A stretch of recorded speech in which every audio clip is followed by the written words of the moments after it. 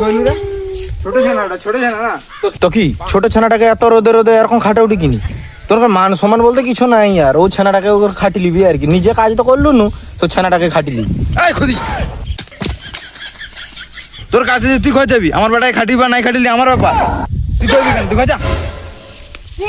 সত্যি কথা কই না, কোন চাই লাগি যায় মানে খেদি আমার এটা মারতে বলছি। হেই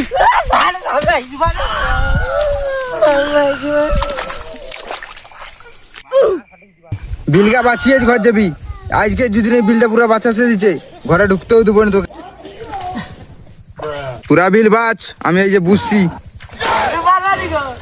আমি চাই তোরা বুঝছি, তুই কাজ কর, আইনে তো খাইতেও দেবো নি।